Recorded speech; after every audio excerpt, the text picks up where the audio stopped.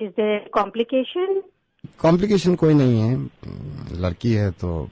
ये कैसे बात कर रहे हो आप?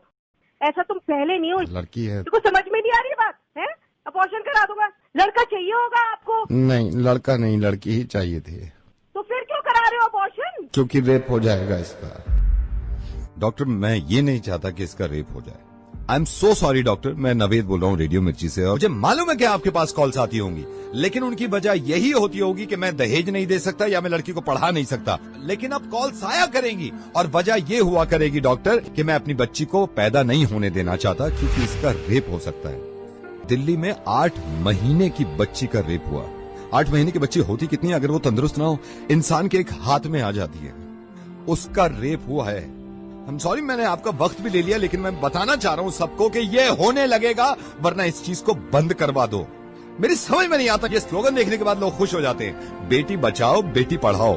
क्यों हम पहले ही जाहिर कर देते हैं कि बेटियां कमजोर हैं, पढ़ी लिखी भी नहीं है, इनको बचाना भी है। ऐसे स्लोगन क्यों नहीं बनते कि बेटे को बताओ और ना माने तो थप्पड़ लगाओ। और जितने लोग इस बात को मानते थे ना कि लड़की घर से बाहर निकलती है तो रेप होता है, उसके रिश्तेदार ने बेडरूम में घुस के उसकी बच्ची के साथ रेप किया। जब इसके माँ बाप ने इस बच्ची को देखा तो खून में लथपथ पड़ी थी, पूरा हॉस्पिटल गूंज गया था इसकी चीख से।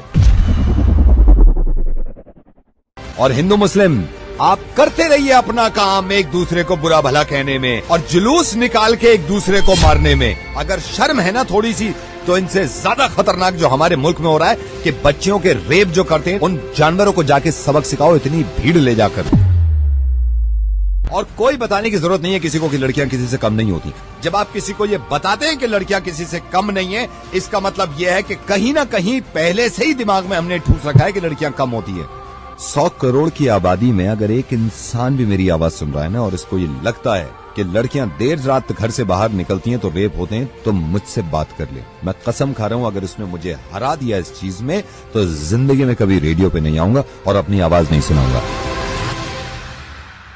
डॉक्टर, आई एम सॉरी, मैंने आपका काफी वक्त ले लिया। I think you are right Naved, you are absolutely right. It's extremely shameful. Religion के नाम पे जो है कत्लेआम हो रहे हैं, बट अनफॉर्चुनेटली रेप जैसा इतना बड़ा जो इशू है, इतना बड़ा जो सोशल इशू है, इसके बारे में कोई बात नहीं कर रहा है। It's really